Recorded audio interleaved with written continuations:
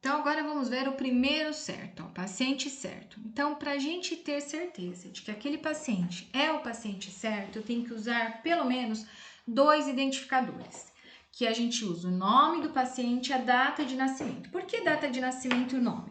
Porque às vezes a gente encontra pacientes com os mesmos nomes, mas a data de nascimento não. Então, a gente tem que ter 2 identificadores seguros, tá? Eu sempre vou perguntar ao paciente os seus dados e confirmar com a pulseira. Então, eu vou chegar e falar assim: boa tarde, a senhora pode, por gentileza, me falar o seu nome completo e a sua data de nascimento? E ela vai falar e eu vou conferir com a pulseira de identificação que está, né, no punho dela, tá? Verificar se o nome corresponde ao nome identificado no leito. Além da pulseirinha, ela também tem que ter o leito identificado. E aí a gente tem que fazer uma comparação. Se o nome que ela falou é o mesmo nome da pulseira, é o mesmo nome que está lá na identificação do leito dela, é o mesmo nome que está no prontuário, tá? E na prescrição médica. Evitar internar 2 pacientes com nomes similares na mesma enfermaria.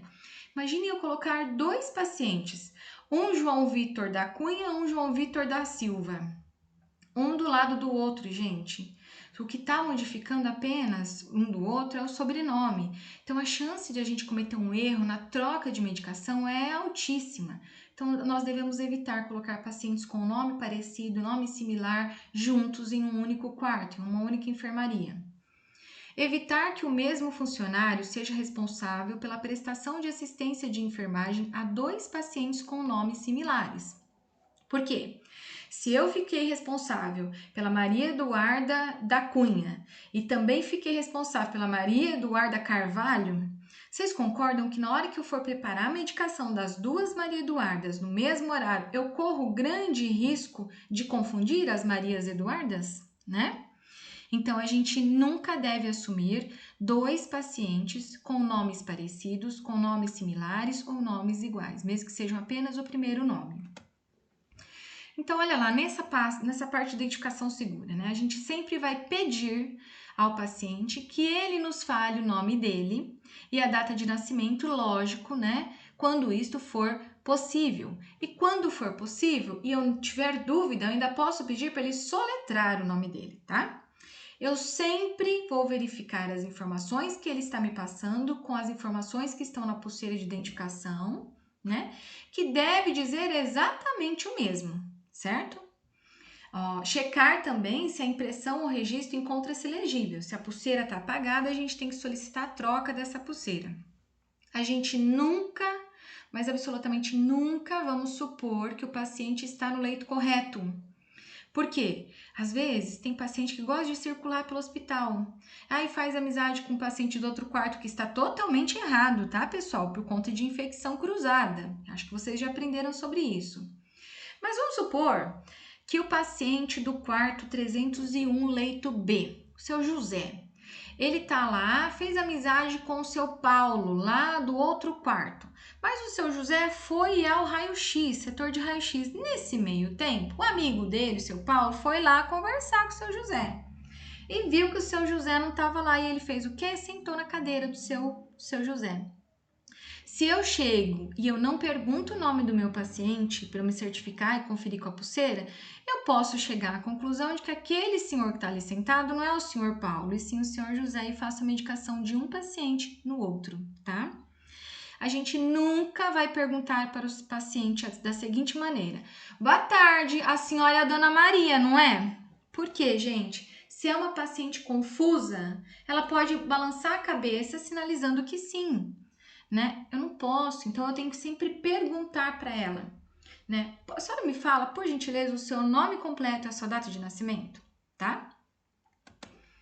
Então, aqui algumas formas, ó. A gente vai sempre pedir para o paciente falar o nome dele, ele falou o nome, a gente vai conferir com a pulseira de identificação e também vamos conferir o rótulo da medicação para ver se no rótulo da medicação veio o nome correto desse paciente com o medicamento de horário, a dose de horário e a via correta, tá?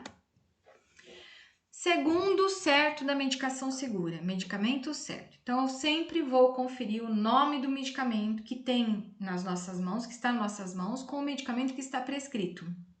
Antes de preparar, Por isso que a gente fala, deixa a prescrição ou o cartão da medicação à frente quando for preparar a medicação. Eu vou ter que ler essa prescrição, vou ter que ler esse medicamento, peguei o medicamento na farmácia, eu vou ler novamente, eu vou conferir. Tem alguns medicamentos, pessoal, que é o mesmo nome, a mesma dose, só que a via é diferente. Por exemplo, o Rocefin, que é o ceftriaxona, ele vem na mesma dose, né, 500 miligramas ou 1 grama, mas ele tem frasco IV, que é intravenoso, e IM, que é intramuscular. Então, a gente tem que conferir tudo, tá? Então, antes de administrar o medicamento, a gente também vai conferir novamente o nome do medicamento com a prescrição médica. A gente vai se certificar de que aquele paciente não apresenta alergias, né? Pacientes que tenham alergia a alguma medicação, eles devem ser identificados com pulseira. Ou então a gente vai escrever bem grande no prontuário médico, né? Na prescrição médica, paciente alérgico a, e põe o nome do medicamento, tá? Bem, destacar bem. Então, aqui é um exemplo de uma prescrição. Então, tem lá, né, jejum e tal. Aí vem os medicamentos, ó, Ancetron, né, 2 miligramas por ml. Se a ampola tem 2 ml, e eu sei que em cada ml eu tenho 2 miligramas, eu vou ter num total de 2 ml 4 miligramas, certo? O médico quer 8 miligramas.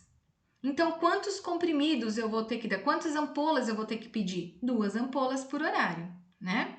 Porque aqui em 2 ml eu vou ter 4 miligramas, ele quer o dobro. Então, eu vou usar 2 ampolas em cada horário. Vai ser de 8 em 8 horas e a via vai ser endovenosa.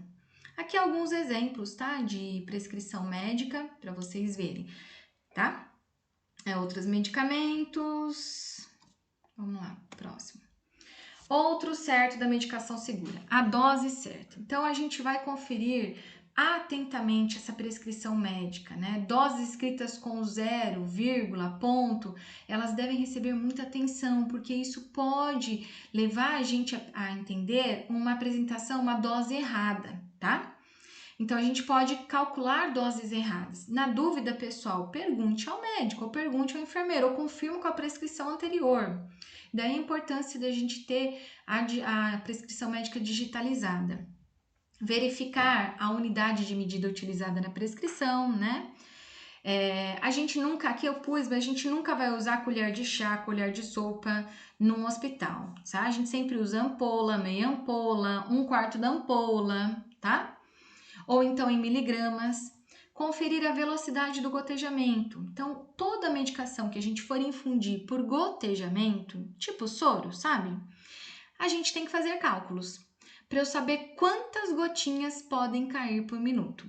Salvo aquelas medicações em volumes pequenos que podem correr numa frequência maior, mais rápida, tá? Num ritmo, aliás, mais rápido, porém elas necessitam ser diluídas num volume um pouquinho maior de soro, mas não precisa correr, por exemplo, em 2 horas, né? Aí eu posso diluir num sorinho de 50 ml, de 100 ml, deixar pingando gota a gota. Mas volumes maiores, eu tenho que realizar o cálculo de gotejamento, tá? Então, aqui, ó, alguns medicamentos que já vêm, né, em seringuinha, outros a gente tem que diluir aqui no soro, e quando a gente dilui num frasco grande de soro, obrigatoriamente a gente tem que fazer o cálculo de medicamento, cálculo de gotejamento, desculpa, para a gente contar exatamente quantas gotas deverão cair por minuto,